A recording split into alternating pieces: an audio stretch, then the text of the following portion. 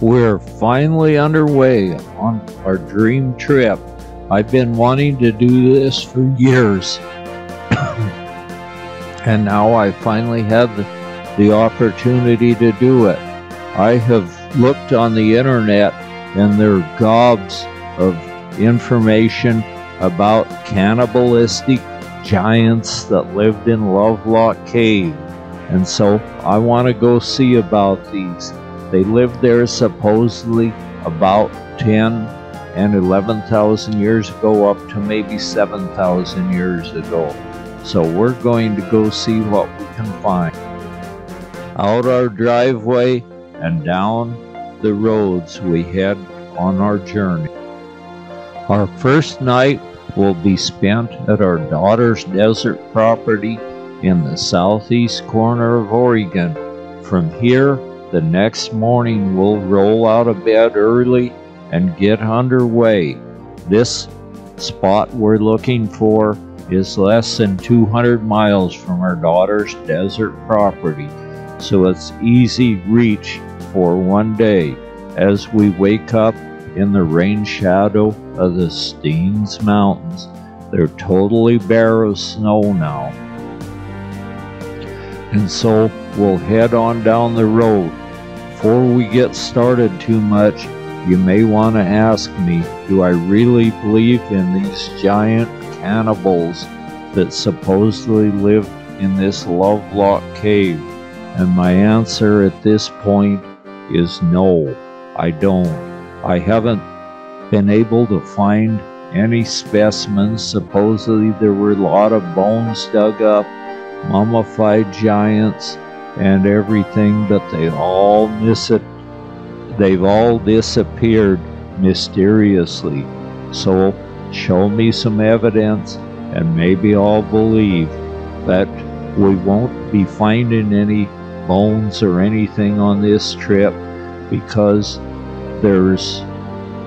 they've all been dug by archaeologists way back just after the turn of the century.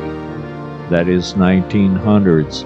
So we won't find any bones, and the museums around, we've checked with some of them, and some of them, they all are very aware of this story about the giants, but none of them have any bones, skulls, or anything.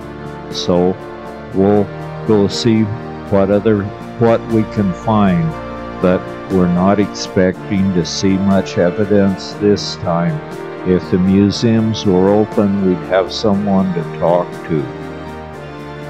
Someone asked the curator of Nevada State Museum if he had any of these mummified skeletons or bones or anything, and his answer was no.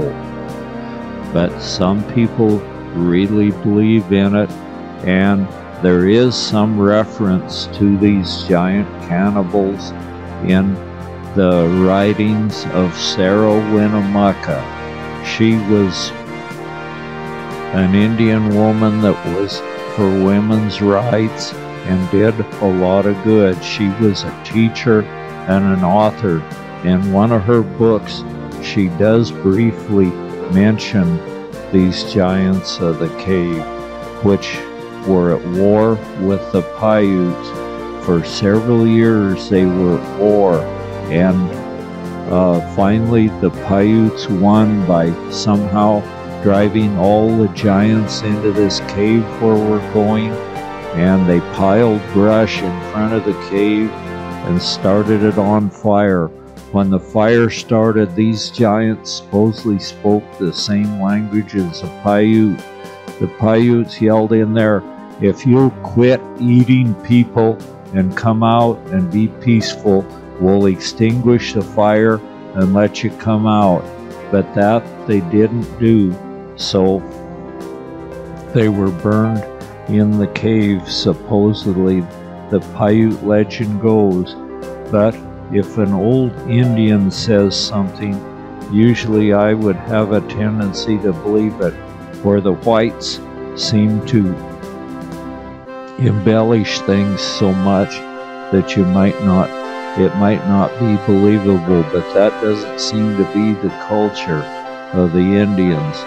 So we're going to look and see, and hopefully I can see something to change my mind. We go to Lovelock, Nevada, and my wife has a direction finder electronic GPS system. We type in Lovelock Cave, and to our amazement, it takes us right to it, down some fairly good improved roads, and then some dirt and gravel roads as we make our way to this place. We're very anxious to see it because I've been wanting to do this so long, and it's such a fascinating story. We see cattle watering in the desert, cattle stirring up a bunch of dust as they're coming for water shortly before we get to the cave. So we're not far from the cave, and we're really anticipating what we might find when we finally reach the cave. Sarah Winnemucca had a piece of red hair sewed on one of her dresses, supposedly from the Giants, but there's an explanation of this red hair. When you bury someone with black hair, after a very long time, it'll turn. There have been numerous reports of giant skeletons and mummies being dug up in this area, some of them as tall as 11 foot, but you try to find out where they are, and some of them supposedly were sent to Smithsonian in Washington, D.C., and then you contact Smithsonian and no one knows anything about it. So I'm still wondering if it's just one of those stories. But we're going to look into it, and if anyone wants to look into it, there's scads of stuff on the internet. Just dial up Giants of Lovelock Cave and you'll find all the material you might want to look at. Now we're approaching the cave. It was washed in here during when Lohaton Lake had water in it. During the time the Great Basin was flooded, and then as the water started receding, it washed out Lovelock Cave and many other caves in the area, so it made an excellent spot to live. Although as the water receded from the Great Basin, the Native Americans moved out around the marshy areas just out beyond the cave and used the cave for storage, and also probably in the winter when it was really cold, it felt really good to have the shelter of the cave. And there's lots of evidence of fires being in the cave from their campfires and warming fires. There's scads of creosote on the ceiling of the cave. We reach the area where the cave was, and we can hardly wait to get out of our vehicles and check the cave out and see just exactly what it is. And there we see the cave up on the hillside, and so we're going to park and make the trip up there. We see one camper there, and as we go on around and find a place to park, I think usually there would be no one there, although some people, quite a few people, do visit the area.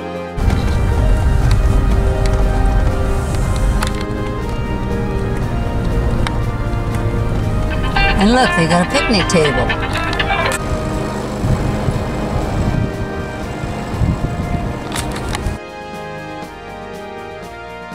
We find information signs in critical areas where we can pause and read them.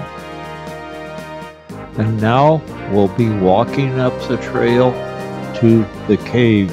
It's only a short walk up, and it's a fairly decent trail. Yes. Straight uphill.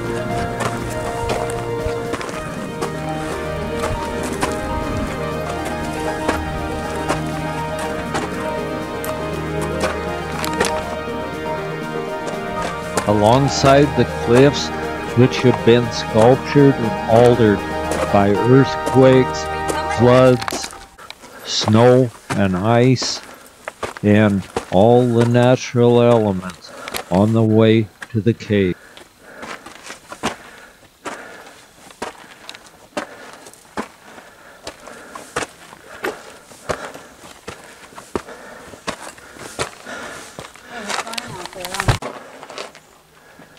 I looked at the map.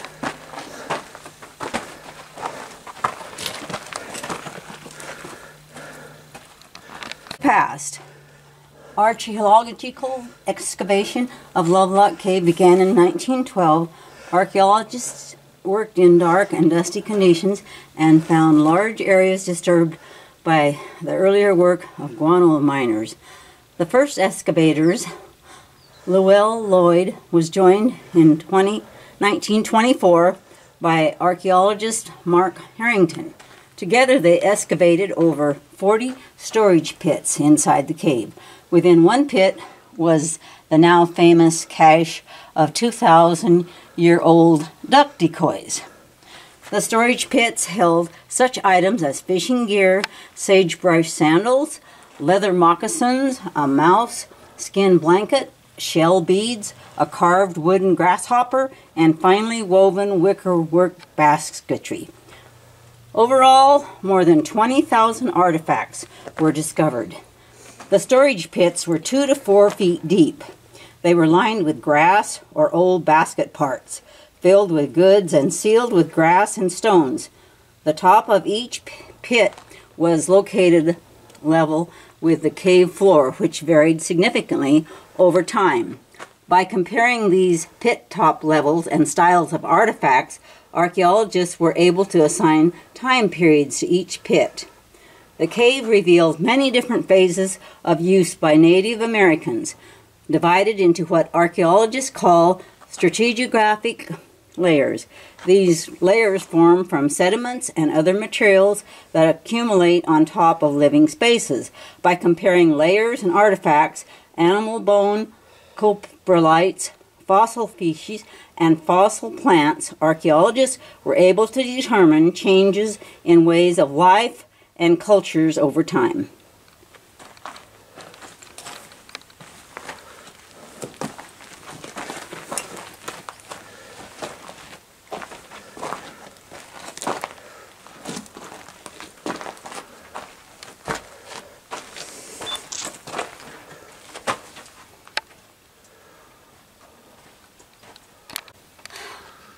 Put your camera away so I can take a picture.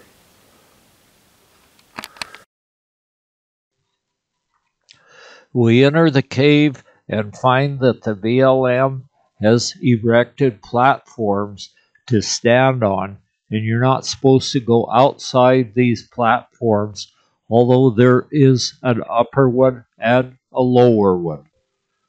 We see lots of creosote from campfires on the ceiling in here from their warming fires and cooking fires, all clustered all over the ceiling.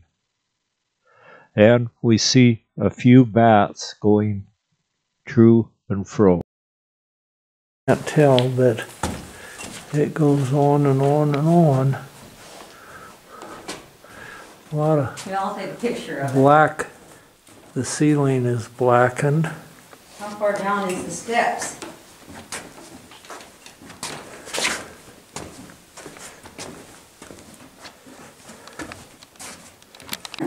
Look how far down it is.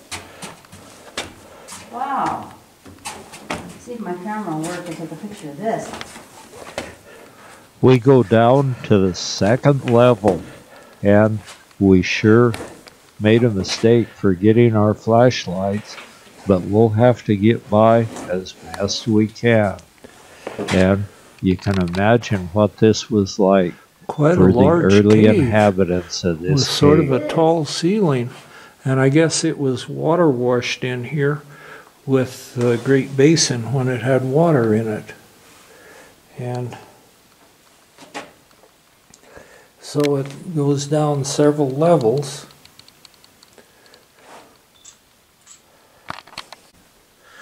We can see bats racing around down here. Oh, there's several bats. It must be they're right in here and we've disturbed them. And there's another entrance to the cave. And this is a huge room here. And someplace in here they found a 6'6" mummy, but I guess some of the mummies were actually quite a bit bigger than that. Oral tradition among the Lovelock Paiute speaks of a battle between their Paiute ancestors and the red-headed giants known as the Sai. The Sai lived on islands in Humboldt Lake, kidnapped Paiute women and children, and sometimes practiced cannibalism. According to the legend, the Paiute finally tired of the harassment by the Sai and attacked them. The Sai took refuge in Lovelock Cave, where the Paiute defeated them by shooting flaming arrows and flinging burning sagebrush into the entrance of the cave. After this decisive battle, the Sai departed from the area, leaving the Paiute to live in peace. There are many opinions on this subject, and I would love to hear your opinion. I really enjoy reading the comments in the comment section of this program. So if you have an opinion on it, don't be shy and let me hear it, no matter which side it's on. I still have an open mind to this subject. The guana diggers, it looks like the guana might have reached clear up to where you start seeing the blackened rock from campfires.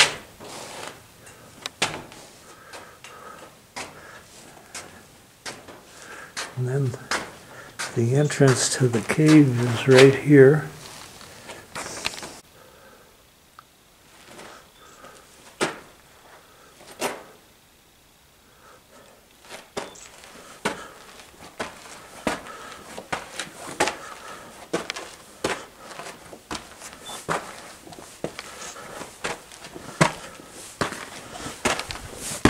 Your glasses are coming down.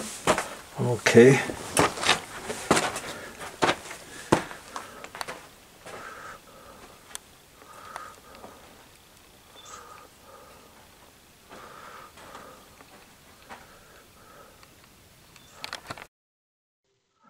From the cave, there's a wonderful view of the surrounding area, which at one time was part of Lahontan Lake and then the Lahontan Slough, where the Indians were able to feast on wild edibles and animals.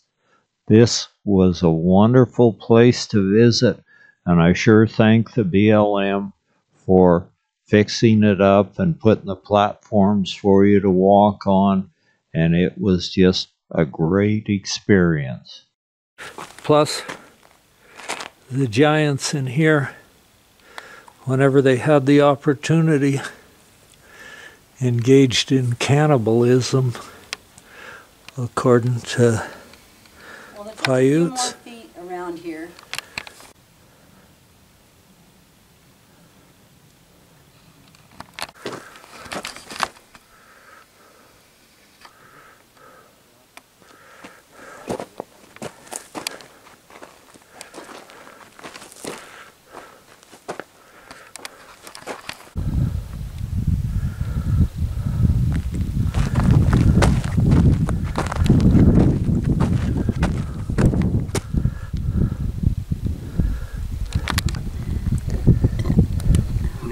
A Sorry. A prehistoric shopping mall. In the distance before you is the lake bed of Humboldt Lake. For thousands of years, Native Americans lived in villages close to the lake and marshes where they would shop for food, medicine, and materials to make clothing, houses, and tools. Within a short distance of the villages, the Humboldt River provided fish and waterfowl, stands of willow for baskets making, and watered meadows where seeds and roots could be harvested.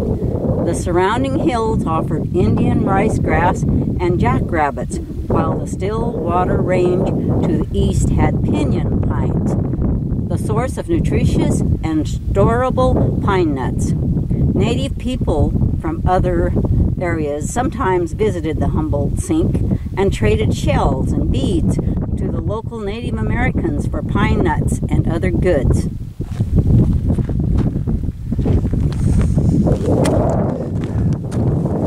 There's the pinyon nuts and the jackrabbit, cattails, and fish and geese. When I get by the cave again, it has its power left. Lovelock Cave, a window to the past. Because of its importance in helping us understand our nation's past, Lovelock Cave is listed on the National Register of Historic Places. Lovelock Cave was the first major archaeological site excavated in the Great Basin.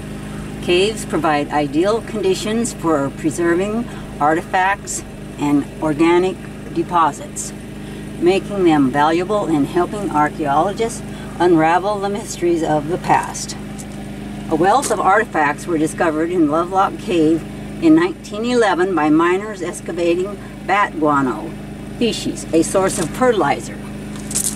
Archaeological excavations between 1912 and 1970s determined that the cave was used by Native Americans between 2600 BC and the mid-1800s.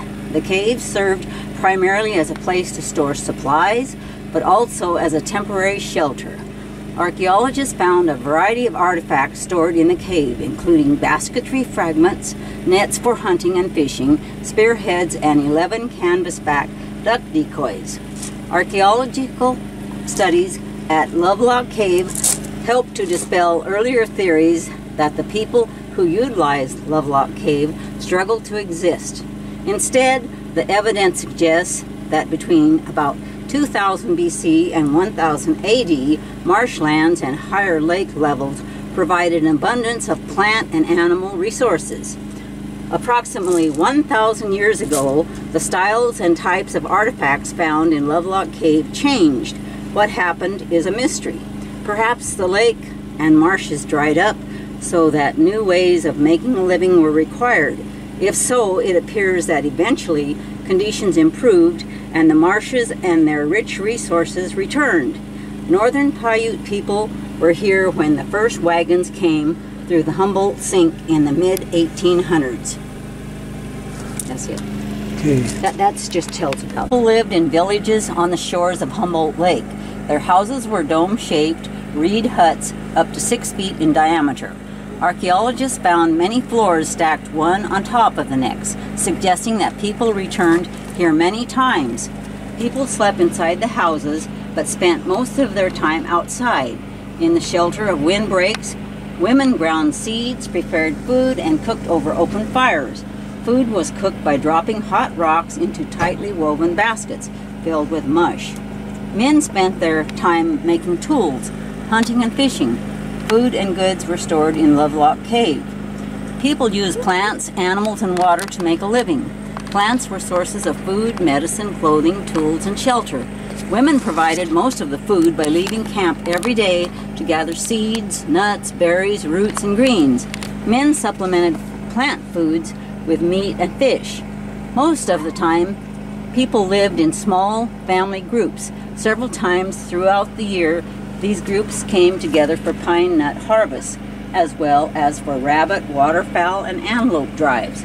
During these times, they enjoyed music, singing, dancing, courting, game playing, and storytelling.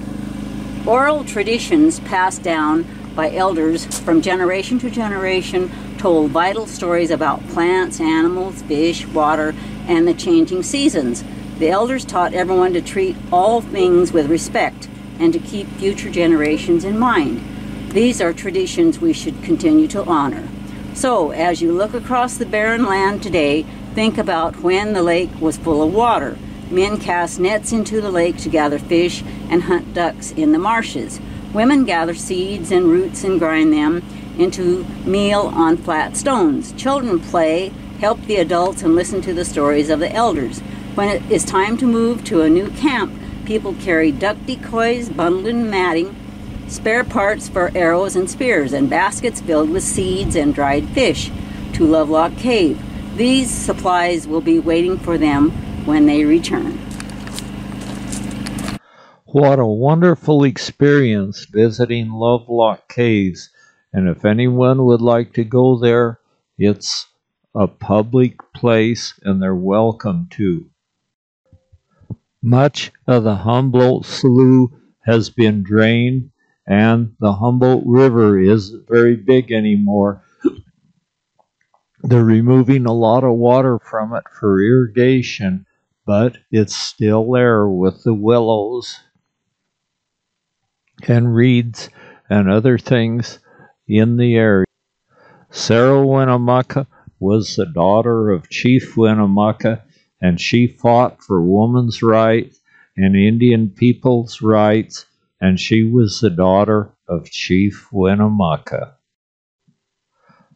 We have to be on our way now, and I do hope that some of you can subscribe to our channel. It's very important for our channel, and we're going on as far as Mexico and have some dental work done, and then we're going to examine the wreck of a B-24 on a salt playa, and from there we'll go on to